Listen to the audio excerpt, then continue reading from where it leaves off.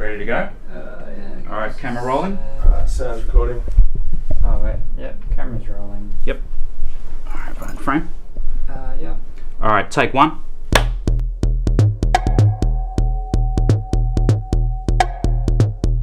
A bad batch of drugs is being blamed for the death of a man in Melbourne and the hospitalisations of 20 more people. It's believed all of them took MDMA. Police allege the drugs he sold around Chapel Street contained toxic chemicals and may have contributed to the death of 3 people over the weekend.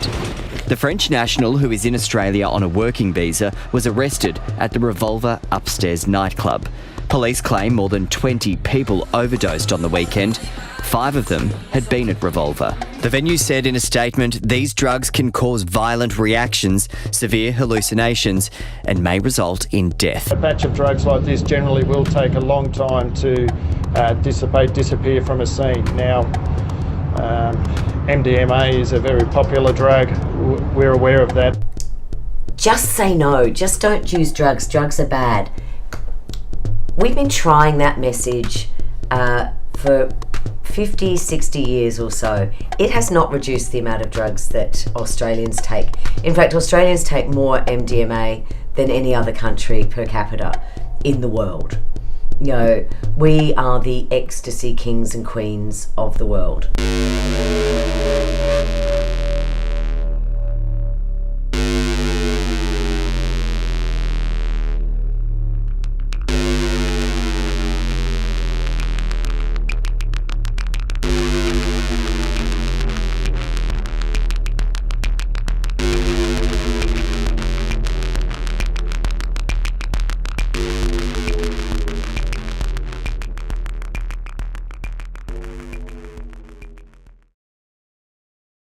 Sorry. Okay. Is it comfortable for you? Yeah. Cool. No problems. All right. So let me take you upstairs. The complication is that if you don't know how dangerous these drugs are, when they turn up in a batch of drugs, what does that mean for the user? So these are significant issues that are faced by people who are experimenting with drugs that are largely unknown. The only sort of real information that users have access to are forums, drug forums, and some of that information is not always factual or correct. And there's a paucity of information available from the scientific community in terms of the real dangers of these drugs, because they haven't been studied to any great detail.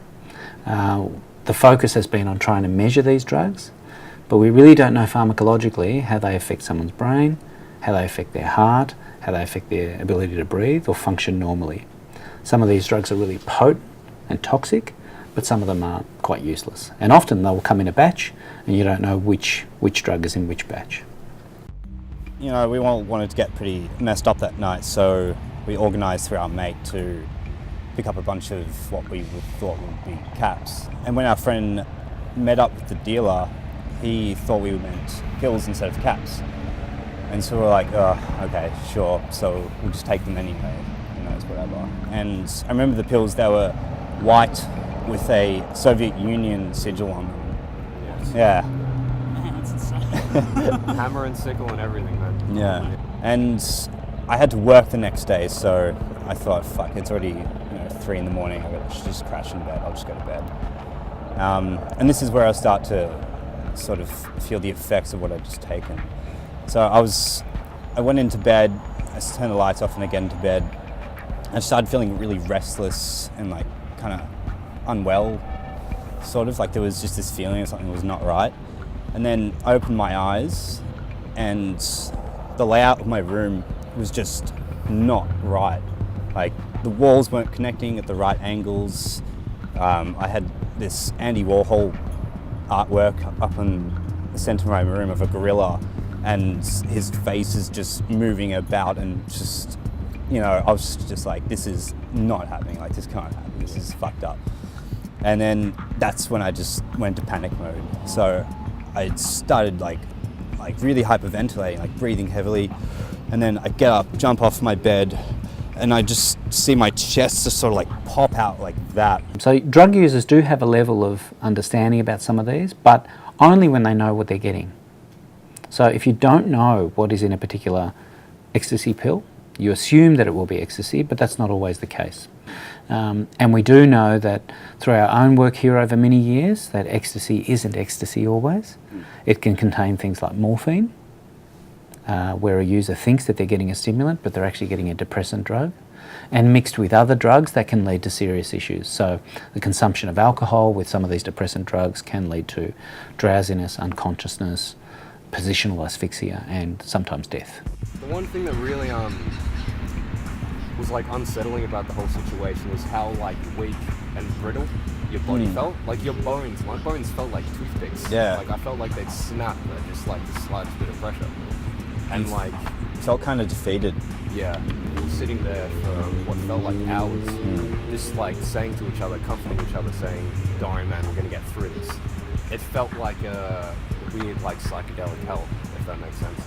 And I've had like a very bad trip in the past, and this was nothing in comparison. Like it was just ridiculous. Should we do the reenactment? So, all right, you lie down. He comes up to me and he's like, "Man, can you just like comfort me for a little bit?" And I was like, "Yeah, sure. Like, come here, man." So it was literally like This. it was like this, and I think Patting him on the back and just comforting him. we for, like, we stayed like that for the like next 8 hours, just well, it felt like 8 hours. yeah. I think this is all about providing the right information to young people. So in schools and in other institutions where it's the just say no method that's been going since the 1980s and has just ended up nowhere. The war on drugs is just absolutely killing people worldwide and is taking us nowhere. We need to be able to give people the right information to say, these substances are available. You might enjoy taking them, you might absolutely hate them, but you need to have that balanced information available to people so they can make the right choices for themselves. I haven't taken a single pill since that night. Now I'm a lot more cautious about buying drugs, like mostly just MDMA, and I make sure to check if it's right. Now I don't think I could trust like a pill from a dealer I don't even know anymore, because it's cut with so many different things. Just can't be sure. But that's the thing. These guys who are like, maybe they get their hands on it and they start selling it at the club. They don't know what the fuck's in it. They're not the guys that made it. They're probably not, testing their pills either. They're just trying to make a bit of money on the side, on the weekend. You know what I mean? So chances are, I don't think it's deliberate on their part, but the suppliers, God knows, or at least the people that are manufacturing these fucking things. Yeah. These little pills of Satan. Yeah, That's what it felt like we were saying to her, there's fucking like something evil in these things. They've all got like their own little look, if that makes sense. Like we know that the Bad Batch that was going around on New Year's, one of them at least was that little Soviet hammer and sickle looking fucking pill, the pill of death. Bloody Russians. Yeah. So the Institute's responsible for all coronial deaths, investigation of coronial deaths, and also a range of services provided to Victoria Police. That includes injured drivers, deceased drivers, drivers who are impaired by drugs, and also drug facilitated crime cases.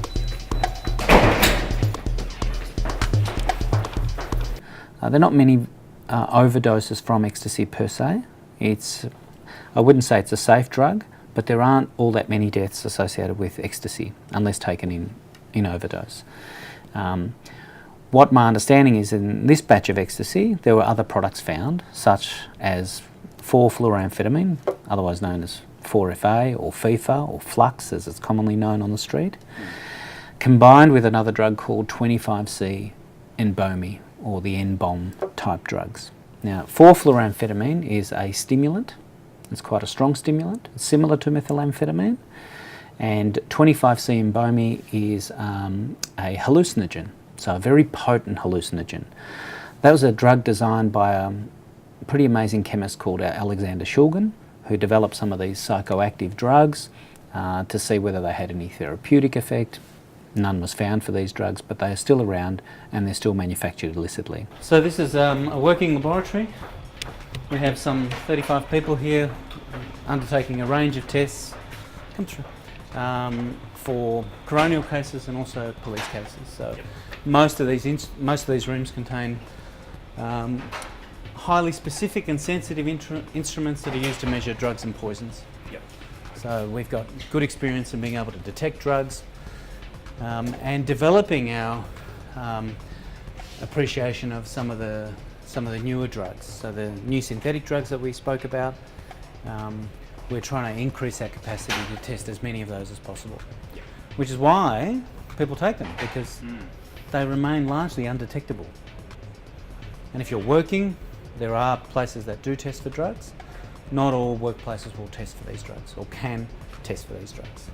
So it's still in that grey area. Yes, yes, but they are scheduled, they are drugs that are banned and no longer available legitimately. The problem is that these in combination can lead to significant cardiovascular risk, so effects on the heart, so they increase your rate of your heart rate, will increase your blood pressure, they can lead to seizures. If taken in overdose, they can lead to psychosis, irrational behaviour, so people become aggressive or they do things that they normally wouldn't do. For example, jump off balconies, running through the streets naked.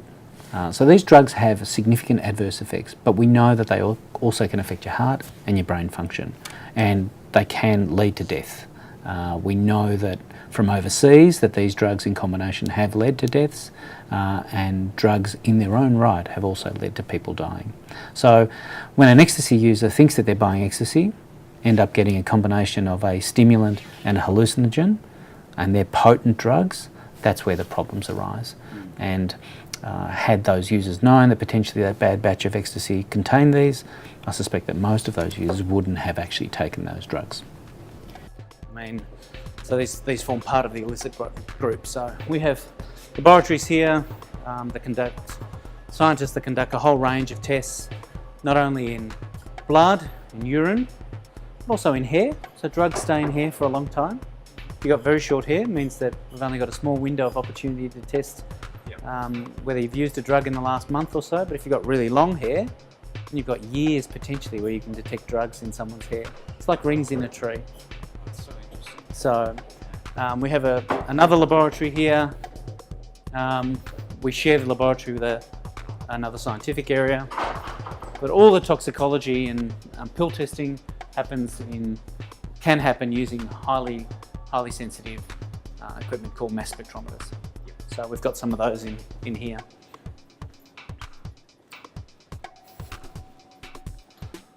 So we've got,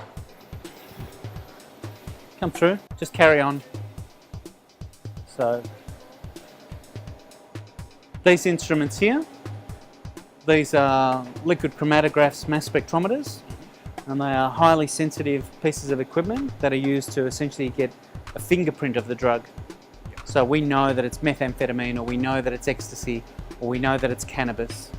So we can identify drugs at very, very low levels in a variety of different matrices. So they're not cheap, they're about $500,000 each. Yeah. And we use this one for hair, use this one for oral fluid, and we use the others for general drug screens. So this is fully working. It's quite the lab, Dimitri. It's hard to put this in a mobile space. Oh, for sure. You can't replace this and put this in a mobile facility to do pill testing. So really, you need one of these to be able to cover as many drugs as you can, but that's not always possible.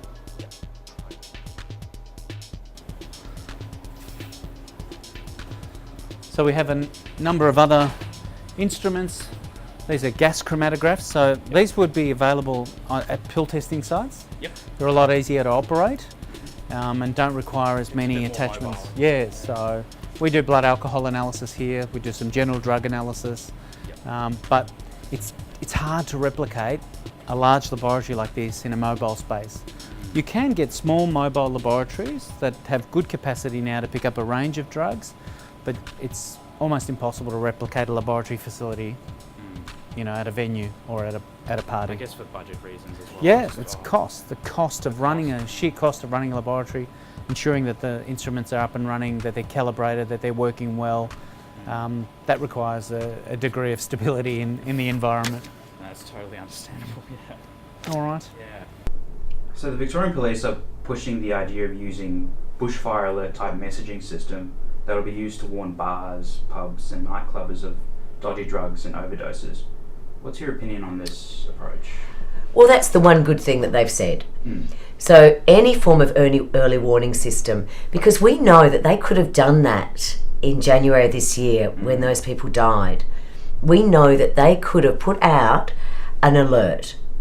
They could have let every single club, pub, Facebook page know that there was a bad batch and this is what it looked like. They could have stopped deaths. And those early warning systems have been effective in other jurisdictions. So the Netherlands used it very effectively a few years ago when a very horrible drug came onto the market that they picked up in their drug testing. They then put out an alert, so nobody in the Netherlands took it. Those drugs, of course, went over the channel and found their way into England, where the police refused to put out that alert, and people died from taking those substances. So I think early warning systems are great, and this is what pill testing can provide to the police. So the pill testing that is done, or drug testing that's done in the UK, the results of that are handed over to the police. So the police can see trends in new psychoactive substances coming onto the market. They can see trends in the strength of substances coming onto the market, and it can inform their policing and their investigations, but it can inform the public when there is a dangerous drug. We do it for food, we should be doing it for this.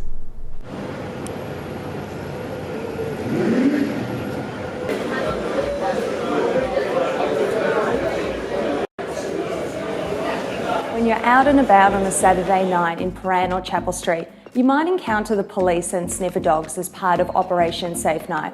Here's what you need to know. Before a search, it's your responsibility to know how to deal with the police. So what is a search? The police can run their hands over you. They can ask you to remove your jacket or your jumpers, and also to turn out your pockets. After the search, the police should give you a record of anything they've seized from you. Make sure you ask the police officer what their name, rank and station is. And lastly, make sure you record step by step what happened to you and seek legal advice. Thanks for tuning in. We hope you found this helpful. For more information, go to highalert.com.au and be alert and very alarmed. Well, it's a very contrarian name, and I would start by saying I don't think it's made the nights any safer. So Operation Safe Night was a reaction by the Victorian Police to the tragic overdoses and deaths that occurred in Chapel Street earlier this year, where people unknowingly took a substance thinking it was MDMA. So instead of reframing drug policy or working with the community or consulting experts or consulting stakeholders, the police launched this attack on the nightlife. But we found along the campaign that the focus shifted a lot. So at the start of the campaign, the initial press release, which has since been taken offline, noted that this was a road safety campaign, which is a bit strange considering it was meant to be about policing drugs. And then every time the police would go out and they wouldn't get the results they thought they were going to get, the tact seemed to change. The PR strategy seemed to change. So again, safe night, not very safe. It's amazing how many ex-police turn around and say something different. So one of the biggest campaigners for harm minimisation and things like drug testing or supervised injecting centres is the ex-Federal Police Commissioner, Mick Palmer, Right. Who is out there campaigning for drug testing. We've seen other ex-commissioners saying we can't arrest our way out of the drug issues. It might send a bad message to police, and I think police find it difficult, but in other jurisdictions we found police operate very well. So we've seen police operate in protecting harm, chasing criminals, busting dealers, but allowing pill testing to work on the other side safely.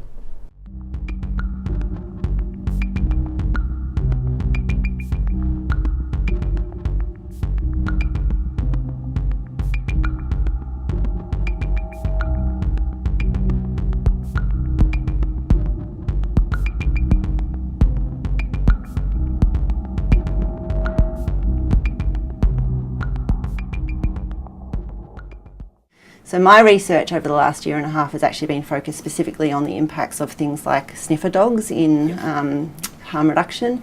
And although sniffer dogs are really put forth by the police as being a harm reduction intervention and about sending a message and deterring people from taking drugs, what my research has shown, and that's involved observations of the operations in action as well as interviews with people who've been searched by the dogs.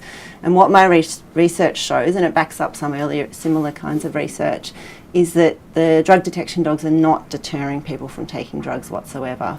None of the people that I spoke to said that they would stop their drug use or reduce their drug use as a result of the drug detection dogs. So what instead people choose to do is change the ways in which they take drugs or carry drugs, for example, into these kind of spaces.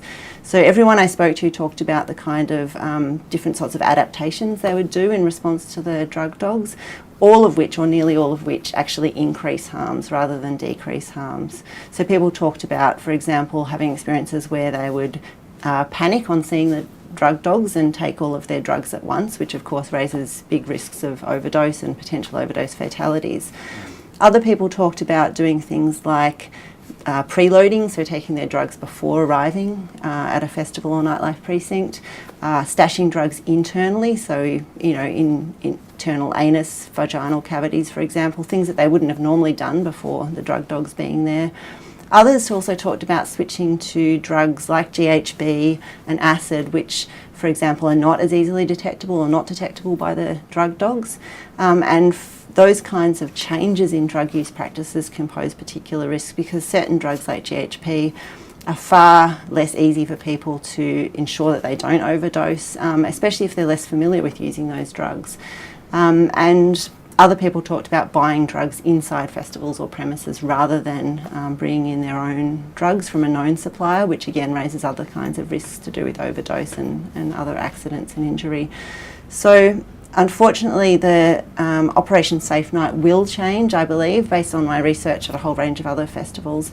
It will change the nightlife, but not for the better. So it won't do the sorts of things that the police and government are hoping it will do. I think instead it will increase harms. And in fact, we did see a couple of hospitalisations to do with GHB in June, only a month or two after Operation Safe Night began, and I can't be sure, but it's highly likely that that kind of thing is a response of the kind of adaptations people do to these kind of intensive police operations, particularly with drug detection dogs. When we introduce drug driving tests that do not test for impairment, but measure minute traces of a illicit drug in the system well beyond any intoxication, well past any intoxication. Sometimes 7 days these drugs can be tested in the system or still have residues that will show up on these tests. Now, my point is those invasive tests that are not a safety issue because they're not stopping people driving with drugs, they're stopping people having a minute previous drug use with a small amount in their system. There was no public outcry. There was no question of civil liberties. This was an anti-drug measure and it got up. So my point is there is a progression of these laws, and will these laws eventually be expanded? Look, yes, where do you go with the prohibition? Where does it end? How are we going to stop people using drugs? The purveyors of prohibition well ask themselves. Well, if you're in the Philippines, we can take them out and shoot them. That's a good idea. If you're in Australia, well, look, why don't we examine everybody's shit? That's a good idea. Now, that'll allow us to get some big societal pictures of how many people are using illicit substances. But my point here again is overreach, so now we can certainly test, measures use in the whole society. But then what if we start to examine people's garbage bins for traces of a roach? There's a good idea. We can therefore isolate a person that has been in the proximity of cameras. We can charge them. We can arrest them for their own good. We can force them to go into rehabilitation. We can help them. Now, you see the totalitarian dangers of this sort of logic. It is a take. This does look at the libertarian element. So when you've got police with increased powers in nightclubs because they want to stop drugs, Yes, there will be creep in time, and that creep will increase to the point where it becomes unacceptable and society arcs up. There's another massive trend here that's worrying I'll just comment upon, and this is the trend of lawmakers to treat drug use, drug dealing on the same level as terrorism. And I know it seems a stretch, but this is, again, we're so blind to what's going on in our world, like frogs in a pot of boiling water. The militarisation of the drug war has happened in Australia, although we haven't noticed. It's happened in America, and we have noticed, where they sold billions of dollars of army excess equipment down to local bloody sheriff's office, who now have ram raids and armoured vehicles and all of this riot gear. And the history is to fight the war on drugs. No-knock raids where they can come in with a large machine, knock your front door down, throw in a grenade, a stun grenade, and then come in.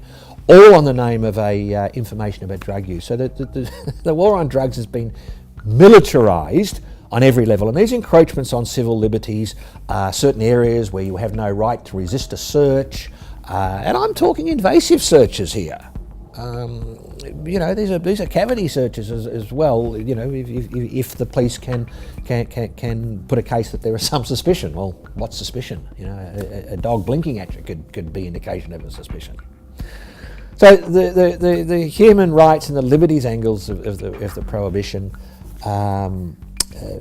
are increasing like a vice that just is getting wound in and wound in and wound in. And it's been happening since the 70s.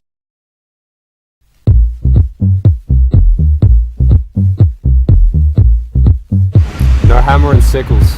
Shit'll fuck me up. Yeah. That was bad, guys. I'm telling you, it was terrible. I had 1, this guy had 3. It's like, yeah, I had a terrible time, and I handled my drugs like a champion. So, this guy, I felt terrible. I guess if you're not feeling the effects, throw it out. Yeah. There's no point Don't risking a good night for the want or need to get high or have fun or party. I think you can do well on other stuff. Yeah.